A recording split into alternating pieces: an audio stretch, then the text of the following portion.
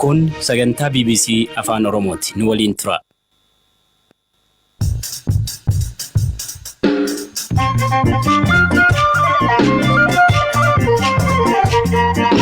Ashama akka mooltan sagantaan BBC Afaan Oromoo galgalaarraa eegale gabaasni keenya irraa gara caaluu dhimma haleellaatii banaarratti xiyyeeffata.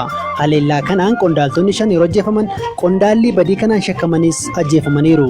Taatee kana ija waraanaan isa jedhu turtii Birgaadee Jeneraal Haayiluu Gonfaa waliin taasisne. Kan Finfinnee fi kan Baardaaritti ta'e namni tokkoon qindaa'e qaamuma tokkoon qindeessee akka tasaa ta'eeti malee qindoomin isaa. Akeeka inni siyaasa biyya irratti qabu immoo obbo Leencoo Lataa dhageessu. Tarkaanfii jalqabaatu naannoo Amaaraatti fudhatame malee mootummaa waaltaa sodachuudhaaf akka isaan akeekkatan mul'isa. Oduuwwan gaggabaaboof Baqqalaa Toomaa sagantaa kana ammayyuu taanaa simbiraan ga'a. Suurtii gaarii.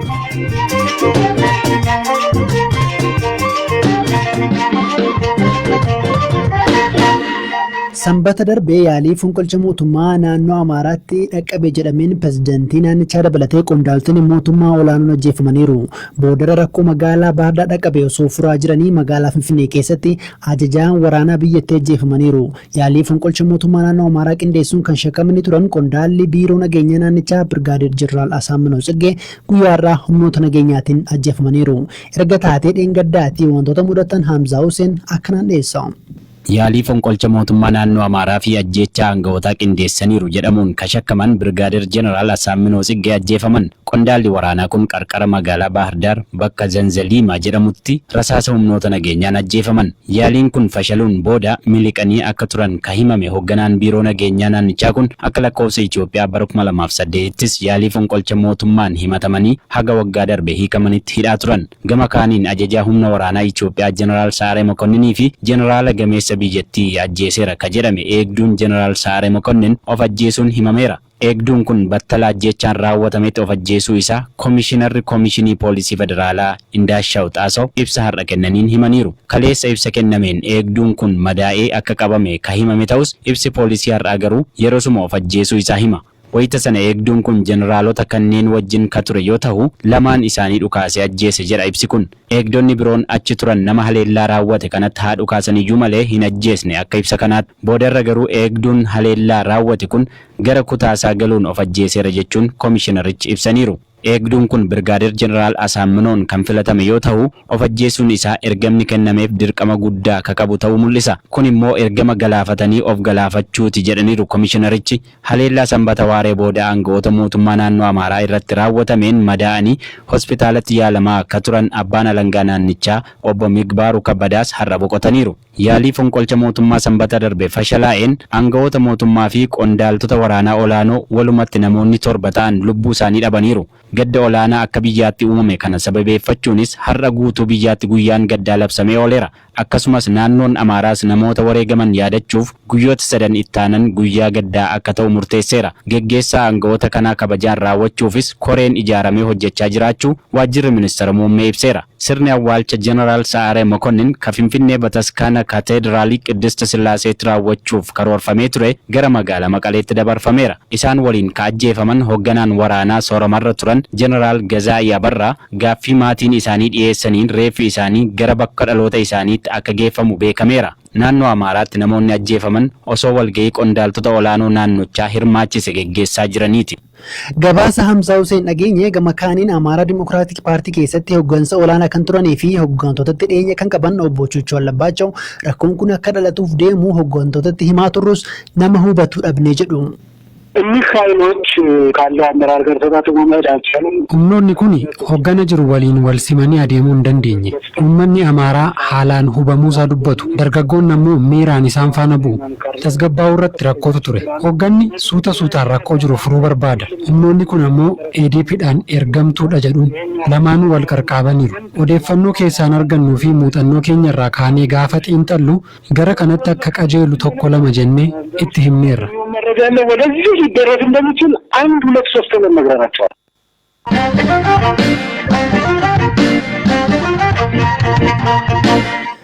Ajjeechaa tibbana Baardaarii fi magaalaa Finfinnee keessatti raawwate lubbuu qondaaltota mootummaa shan galaafateera.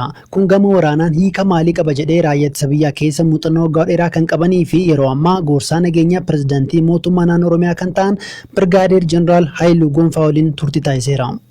Kan Finfinnee fi kan Baardaaritti ta'e namni tokkoon qindaa'e qaamuma tokkoon qindeesse warruma amma Baardaaritti qindeesse sasiittis qindeesse akka tasaa ta'eeti malee qindoomin isaa Baardaar yookiin sadarkaa Finfinnee otoo hin ta'in sadarkaa biyyoolessaatti yaadaniiti dhugaa dubbachuudhaaf nama dhuunfaa garagalchuun yookiin ajjeesuudhaan jijjiiramni hin dhufu garuu isaan akkasitti yaadan yaada isaanii yoo hubachu qindoomina walootii jechuun ni danda'ama. Gama kaan erga Baardaaritti rakkoon dhalatee booda Finfinneetti ajajaa waraanaa kan isaan rukutanii kaayyoon isaanii maal ture jechuu dandeenya ifatti wanni beekamu jira.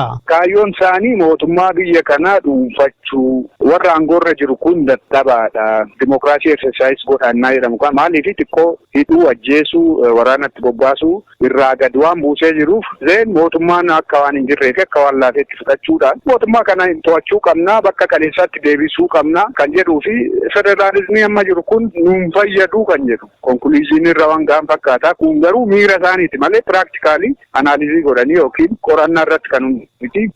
Fakkeenyaaf waggaa irraas rakkoon yookiin immoo boombiin darbatamee ture ministeera muummee irratti ergasii boodas miseensonni waraanaa gara masaraa mootummaa dhaqanii turanii innammaallee akka biyyaatti malee akka naannootti hin fakkaatu jettanii duratti nutti himtaniitu kuni tarii murtee yookiin immoo ilaalcha ministeerri muummee si'achi fudhatan irratti dhiibbaa ofii qabaata. Amma murtee kana booda fudhatamu irratti barumsa gaarii argatamee jira natti fakkaata. Lachuu akka barbaachisu ilaafi ilaameen bakkuma jiraate warra immoo ilaafi ilaameen akka adeemsaatti fudhachuuf rakkatan olaantummaa seeraa kabachiisuun har'aabboor akka hin jedhamnee fi yeroollee kennamuufi akka hin barbaachifne badii qaqqabe gara carraatti jiru yaada muummeen. Egaa Birgaadeer Jeneraal Asaaminoo Tsiggeen guyyaa irraa ajjeefamuun isaanii dhaga'ameera. Garuu yeroo sanaan gura turan sanatti dubbii yeroo garaagaraa dubbataniin tarii dhimma nageenyaa irratti wanti yaaddoo uumu keessumaa naannoo Amaaraa keessatti irra deddeebiidhaan ajjechaa fi waldhabdeen dhalataa ture. Otoo kanaan dura tarkaanfiin biraa fudhatameera ta'e wanni kun akka mudanne gochuun danda'amu ture. Hin danda'ama dhugaadha. Isummaan amma isiin jedheedha. Asitti galaafin hin jira. Rakkoo wal fakkaataa akka hin dhalannee fuulduratti maal taasifamuu qaba jettu sun? Mootummaan caasaa isaa deebi'ee sakatta'uutu irra jiraata. Keessumaa caasaa nageenya isaa. Namoonni tokko wanni kun fonqolcha mootummaa miti waan jedhuun kaasu yaadi keessan maali? Warri kana godhani fonqolcha mootummaati. Garuu piraaktikaalii fonqolchi mootummaan bifa kanaan hin ta'u. Maaliif amala biyya kanaa beekuu dhabuudha. Amala istiraakchara mootummaa federaalizimiidha. Federaalizimii keessatti nama xiqqaa nama ajjeesu yookiin karaa irraa maqsuudhaan aangoo to'achuu hin dandeessu. Maaliif otoo mootummaa haadaawii jedhan sana ta'e dhugaadha. Jeneraal Sa'aara Makonnin waa'ee isaanii nama akkamii turan isaan akkamiin ibsamuu danda'u? Akka nama dhuunfaan ta'anii jeneraala kana nan beeka kabajaa fi ulfina mataa isaatii qabuudha waan itti amanu nama gochuu danda'uudha. Lammata akka nama dhuunfaattis goota nama gareedhaan butamu yookiin faayidaan butamu yookiin aangoof bololuu miti. Akka sadaffaatti nama dhaggeeffatus ture. Akka nama tokkotti nama guddaa dhaabde biyyi kun jedhamee kaa'amuu ni danda'a. Akka nama dhuunfaatti garuu dhugaa dubbachuuf militeeriidha. Nama gadi ba'ee waraana keessatti bara cinqii sana waraanni gosa hin qabu. Waraanni biyyaaf dhaabate, intarestii biyyaaf dhaabbate malee paartiif miti jedhee niituraal nama godheedha. Nama murannoo qabuudha. Nama jijjiirama kana keessatti gahee guddaa taphateedha. Guddaa galatooma ulfaadha guddaa. Hayyee fayyaanaa.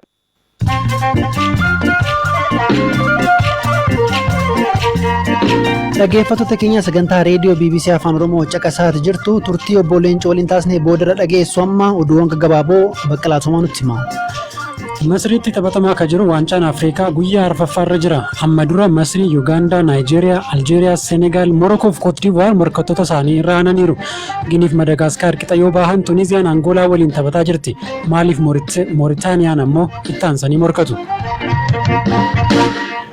Loltoonni garee IS fi maatiin isaanii Iraanii fi Siiriyaa keessatti qabamanii jiran yookaan seeratti dhiyaachuu yookaan ammoo gadi dhiifamuu qabu jedhe dhaabbati biyyoota gamtoomanii. Bitoota isa darbee naannoowwan garee IS harka turan hedduun to'annoo isaanii jalaa bahuun wal qabate namoonni 55,000 to'annoo jala jiru. Hedduun isaanii lammiilee biyyoota alaati. Doonaald Tiraamp qoqqobbii haaraa jabaa ta'e Iraan irraa akka ka'an beeksisan. Qoqqobbiin kun Iraan xiyyaara nammaleessa Ameerikaa rukutuu ishee fi wantoota biroo raawwatteef jedhaniiru. Gocha biyyattii kanaaf hoogganaan Iraan Ayatollah Khamenei itti gaafatamummaa kan qabu waan ta'eef qoqqobbichi addatti isas ni ilaallata jedhameera.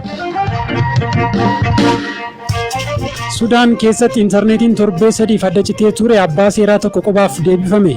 Abdel Adhiim Hassan kaampaanii teleekoomii biyyattii Zaayin Sudaan jedhamu mana murtiitti himatee waan irra aaniif intarneetiin deebi'eefi. Zimbabween maallaqi biyyoota alaa akka doolaara Ameerikaa, raandii Afrikaa kibbaaf paawundii British biyyattii keessatti tajaajila irra akka hin oolle dhorkite. Daldaltoonni maallaqa biyyattii qofaan akka daldalan kan ajajaman yoo ta'u, kunis daldala gabaa gurraacha maallaqa biyyoota alaa to'achuuf jedhameera. Oduun galgala kanaaf qabu isaan kana. Ulfaadho Baqqal.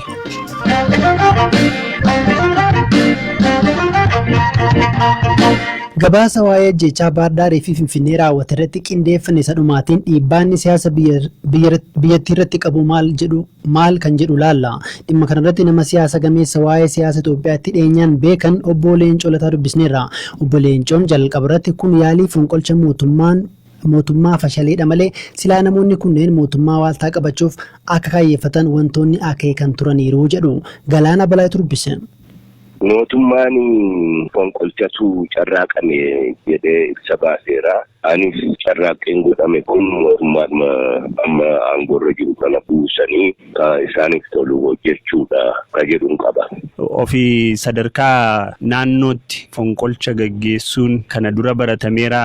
Kanaan dura kanan dhagaye hin beeku garuu kun tarkaanfii jalqabaatu naannoo Amaaraatti fudhatame malee achirraayis babal'isanii mootummaa federaalaas garagalchuudhaaf carraaqqiin akka ture ajjecha ajajoota waraanaa irratti shaggaritti raawwatametu sanammoo akeeka. Namooti baay'een waan akka tasaa ta'ee nama dinqisiisu miti.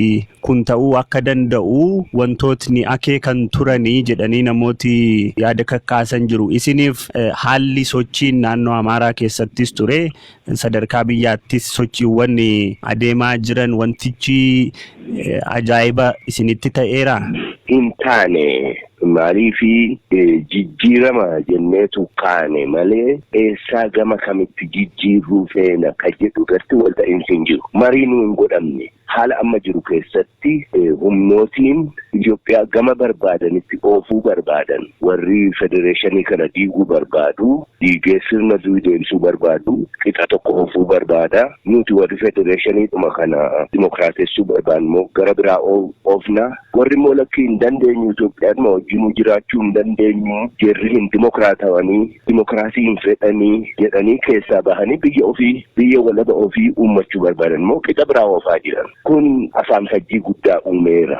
Dama'iinsa guddaa uumeera. Kana keessaa tokko waan gidduu kana carraaqame jechuudha. Tole, egaa yaaliin kun hin milkoofne akka ilaalcha keessanitti wanti yaalame kuni akka hin milkoofne wantoota taasisan sababa wantoota ta'aniif wanti isin yaaddan jira?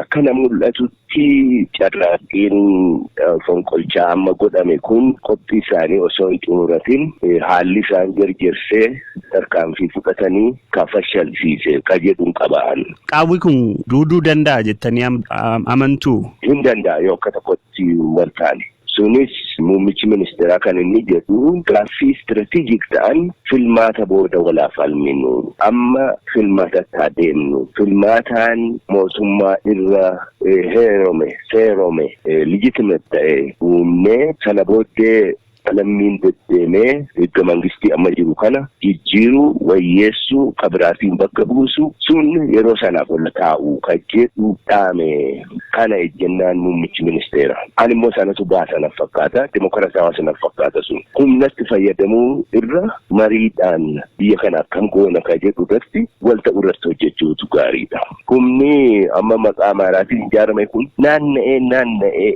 eenyurrallee caalaa saba Amaaraa hubuuf ta'a. Saba Amaaraa qopheessuuf ta'a. Balaa guddaadha. Uleen gabbaanaan namni irra bu'uun beekamu, eenyu akka hubamuun beekamu dhibdee biraa ta'a. Ayyee, obbo Leencoo yaada naa kennitaniif hedduun isin galateeffadha. Tole, nagaan.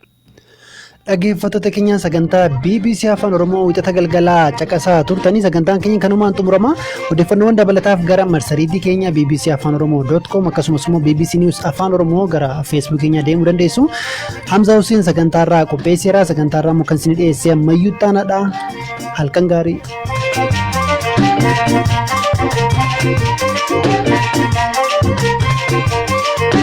Thank you. Thank you.